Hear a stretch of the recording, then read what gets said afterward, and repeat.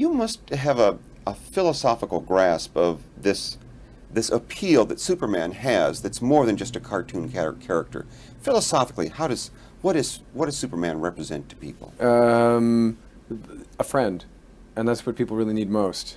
They don't need you know, a strong arm, you know, one-man vigilante force. They need a friend. Over the last decade, Superman has declined in popularity, at least in the public eye.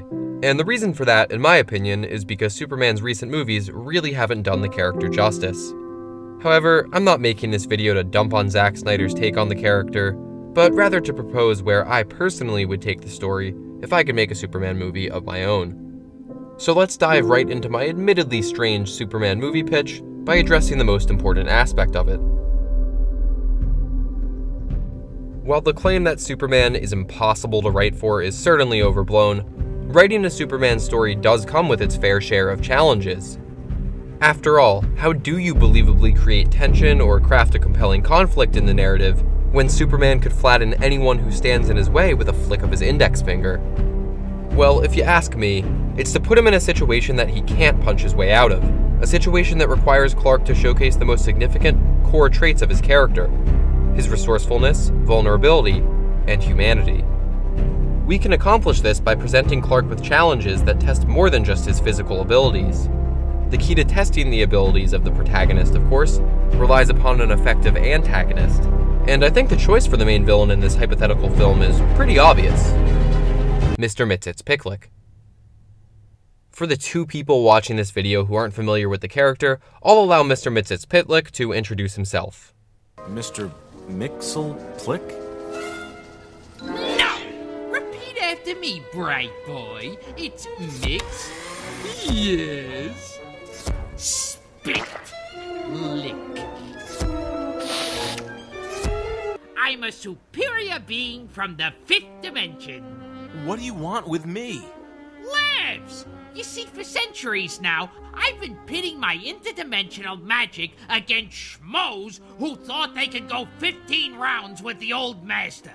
So Mr. Mxyzptlk, who I'm just going to call Mr. M from here on out for convenience's sake, is a 5th dimensional being of immense, unfathomable power. There's no real way for Superman to just beat Mr. M up and toss him in jail, as the laws of physics and the rules of reality as we know them simply don't apply to him. What's so unique and effective about the character of Mr. M, however, is that he uses this absurd amount of power almost exclusively to mess with Superman for his own enjoyment. It's an inherently ridiculous concept, made all the more ridiculous by the one rule that does apply to Mr. M. The only way for Superman to defeat Mr. Mxyzptlk is to get him to say or read his own name backwards. So for those paying close attention, that would be Kiltipsism. While we'll dig into the more character-driven reasons why Mr. M is the ideal antagonist for this movie, I want to first acknowledge how much creative freedom the filmmakers would have with him. While this movie would be live action, Mr. M could be a 2D animated character like something out of Who Framed Roger Rabbit. He could even switch between different costumes and animation styles as the film goes on. Heck, he could pop between animation and live action if he wanted to. He could turn the entire movie into animation for an extended sequence, maybe even in the style of Superman the Animated Series. The possibilities are quite literally limitless, and with DC's seeming emphasis on putting power in the hands of filmmakers, Mr. M would provide the perfect opportunity to take an enormous risk that would pay off just as enormously. When done right, Mr. M is bursting with a manic energy that provides a wonderful contrast to Clark's more easygoing personality. And at the very least, Mr. M would fiercely grab the audience's attention. In Superman the Animated Series, he's voiced by Gilbert Gottfried, so he's just as hilarious, loudmouthed, and obnoxious as you would expect. Your 3 months are up, and this time you're not gonna cheat me out of my fun. Oh, it's you again, Mr. Kiltipsism. Not Kiltipsism, Mxyzptlk. Now, the first thing I'm gonna do... Oh, nuts! Let's return to the real meat and potatoes of the story, though. The best villains tease out the true nature of the hero, and Mr. M can present Clark with trolley problems that test his decision-making, prioritization, and creative use of his powers. These would be seemingly impossible feats, even for Superman, and these conundrums would be similar to, say, choosing between saving Mary Jane and a group of schoolchildren in Spider-Man 1. It seems like an impossible situation, but Spider-Man somehow manages to save everybody. Keeping that in mind, Superman couldn't brute force his way through these challenges, but would rather outsmart Mr. M by reacting in creative and unexpected ways that demonstrate Clark's intelligence and dedication to lending a helping hand. Even when the odds are completely stacked against him, Superman doesn't give up. He always finds a way. This leads us to the plot, of which I'll provide a brief overview. The movie would begin with a day in the life of Clark Kent, and this would actually take up most of the first act. I think it's important that we have time to familiarize ourselves with this version of Superman, so we'll see Clark's normal routine. He works at the Daily Planet, interviews someone about a news story, stops a bank robbery as Superman, saves a cat from a tree, and so on. And Clark accomplishes all of this fairly easily. Despite being only 6 months into his career as Superman and his job at the Daily Planet, Clark succeeds greatly in both aspects of his double life. That is, until the next day, when things start to get weird. Suddenly, interviewing that witness for a story or saving that cat from a tree just became exponentially more difficult because Clark is experiencing some bizarre hallucinations and obstacles. This pressure continues to build until it bursts at the midpoint of the film, where Mr. M's shenanigans go too far and indirectly cause the death of an innocent bystander. Clark manages to defeat Mr. M at the same time as this by tricking him into saying his own name backwards, which banishes Mr. M from the third dimension for a month. However, Clark realizes that an innocent person died on his watch, and he's shaken to his core. After all, how does Clark reconcile the fact that he, Superman, a being of nearly limitless power, wasn't able to save a single innocent life? With power as great as his, he has the potential to save everybody. But he didn't. Clark retreats to Smallville for the majority of this month away from Mr. M, haunted by his failure and essentially giving up on being Superman. While this may seem drastic, this is a younger, less experienced Clark Kent who hasn't really encountered a failure like this before.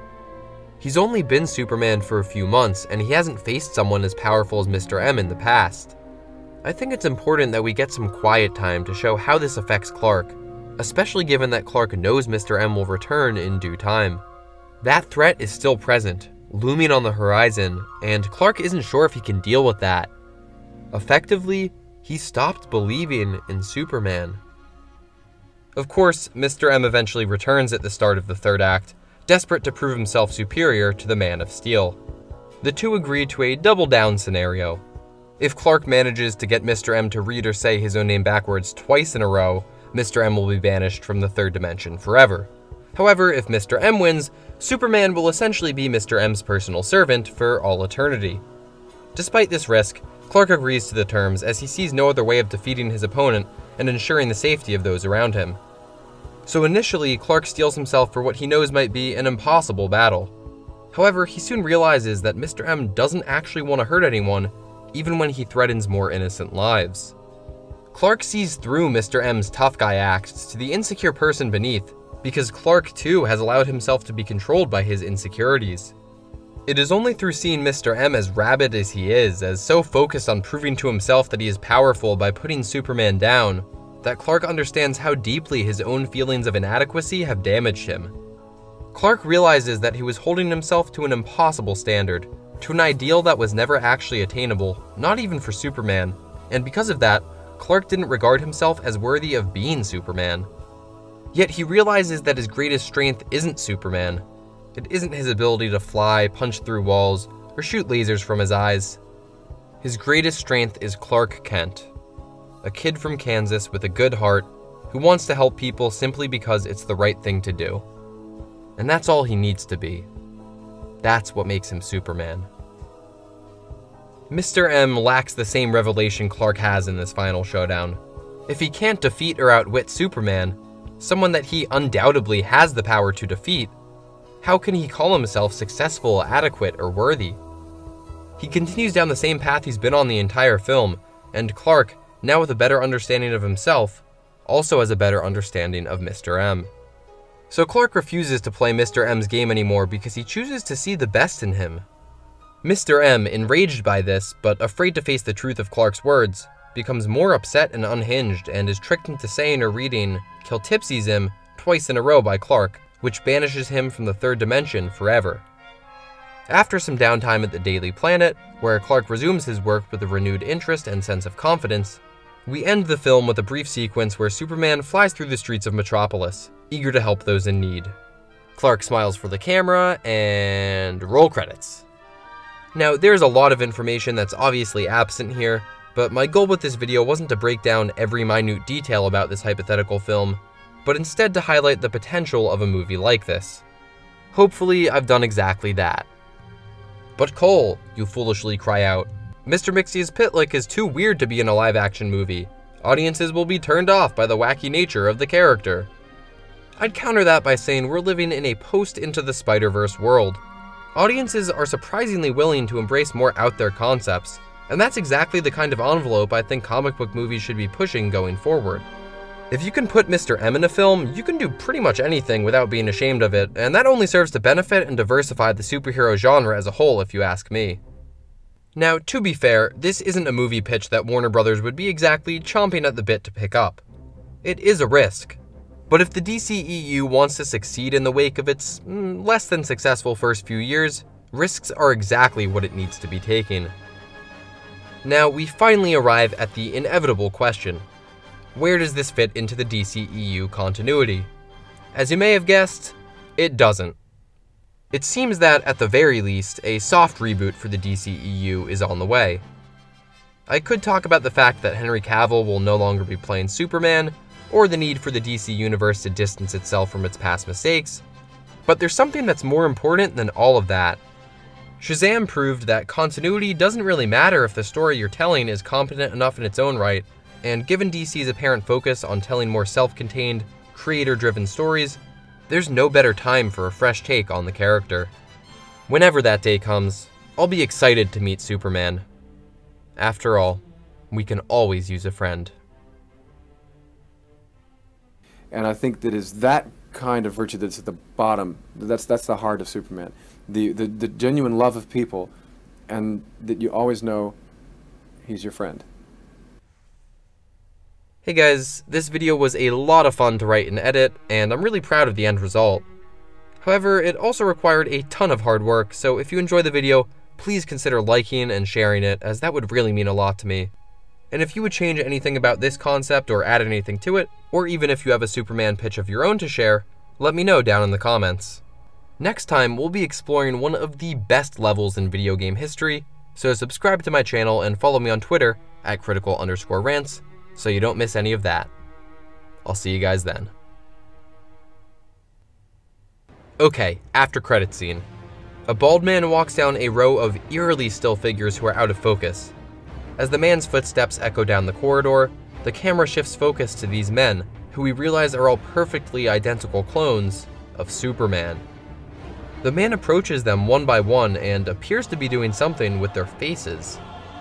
The camera zooms in to reveal Jesse Eisenberg's Lex Luthor sliding Jolly Ranchers into each clone's mouth, saying cherry, and then licking his fingers. Okay, no, I'm sorry. I'm sorry, I couldn't resist. Oh my gosh, so the actual after credit scene would be Lobo arriving on Earth to collect a bounty on Superman, and the sequel would pretty much just be a Superman and Lobo buddy cop adventure in space. And who knows, maybe I'll make a video about that one day too.